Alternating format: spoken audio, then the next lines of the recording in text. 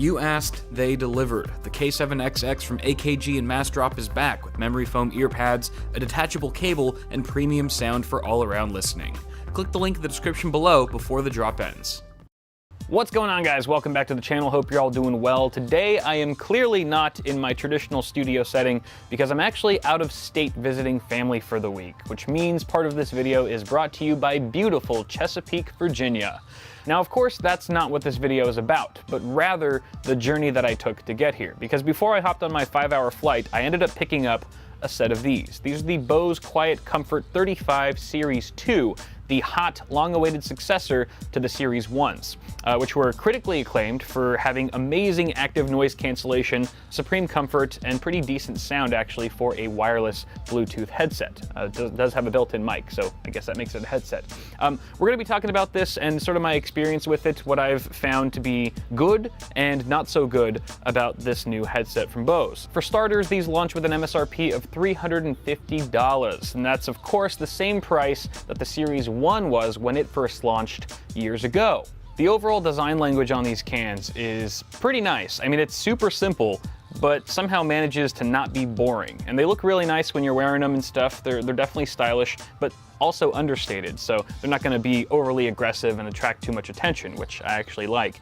Additionally, we've got sort of a plastic housing all around, which surprisingly is sturdy for how light it is. And I will say the exception is with the adjustable headband, you actually get some metallic construction here. So no matter how many times you do this, it's probably going to hold up fairly well over time. You also get an Alcantara headband on the inlay here, which is fantastically comfortable. Actually, everything about this headset makes it supremely comfortable for long periods of listening. That's including the very soft to the touch ear pads. I wouldn't call them memory foam, but they're incredibly soft. They're kind of like having pillows on your ears. And additionally, you've got just a perfect clamping force. For my size head anyway, I kind of have an average size head. I feel like the clamping force is spot on. The only thing I will say is that when you're actually not using your headphones and you're turning the ear cups out like that, they're a little bit tight around my neck in particular, unless I completely extend the headband. So bear that in mind if you're the kind of person who just likes to have them relaxed there. Not the most comfortable in that regard, but everywhere else,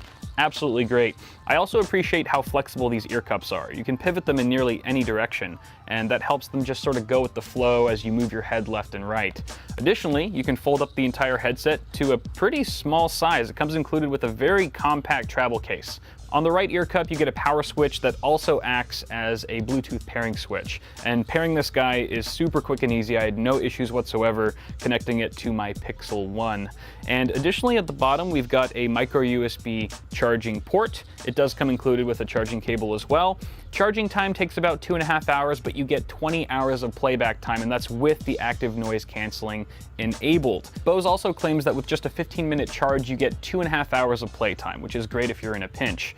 Next to the micro USB port, we've got a battery life LED indicator, which will flash orange as you're charging and will turn solid green to let you know that it's at 100%. Next to that is a Bluetooth LED. It's a pairing LED, of course, and that's right next to a trio of buttons. The ones on the outside are your volume up and down, and they're slightly raised a little bit higher than the multi-function button in the middle, which is, going to be for like play and pause for music tracks, movies, etc.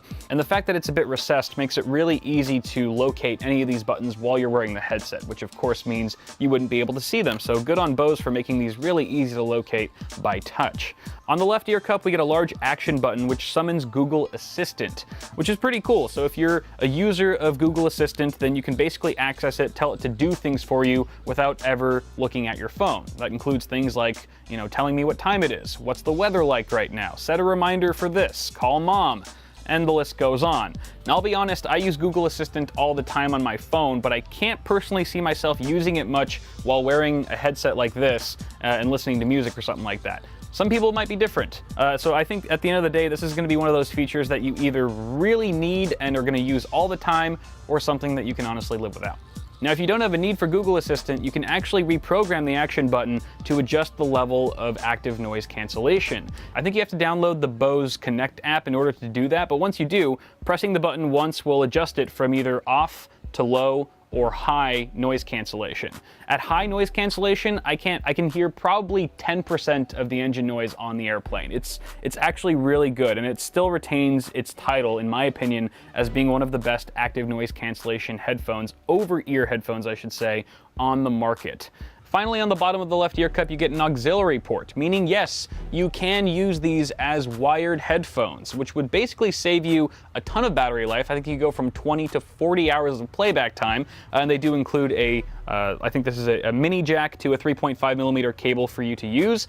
Now, when using this as a wired device, you have the option to keep the headphones on or power them off. If you power them off, you're actually entering passive mode, which means you're disabling Bose's own DSP, or digital signal processing, which basically equates to not the best sound. You actually have a slight reduction in just the amount of balance and crispness of the sound quality, and this is something that I've noticed personally and have also noted in other reviews. At the end of the day, you're going to get the best quality sound out of these cans by keeping them powered on.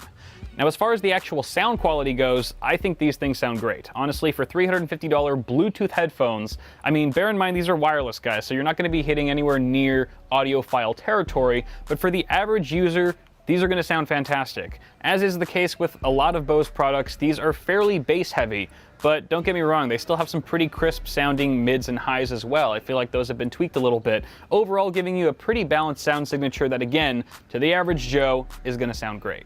So summing things up here, guys, I've only spent about 24 hours with these things so far, but I'm already in love with them. They are by far my favorite headphones to travel with, especially if I'm flying, mainly because of the active noise cancellation, and yeah, they're extremely comfortable. I'd love to actually test this out in a gaming scenario to see if this would even make a decent gaming headset. If you guys think that'd be a cool idea, leave me some love and some feedback in the comments below. Additionally, if you already own a Series 1 headset, then I wouldn't say that this is worth upgrading unless you really need that Google Assistant. However, being able to change the active noise cancellation on the fly is super handy. But if you don't have either headset, then this is definitely worth the $10 or $20 premium over the last generation. But guys, that's gonna do it for now. Thank you so much for watching this video. The birds are getting mad at me now for taking over their spot. But hey, toss me a like on the video if you enjoyed it. It helps a lot, and feel free to subscribe to the channel for more tech stuff coming at you really soon. Have a good one, guys. Bye.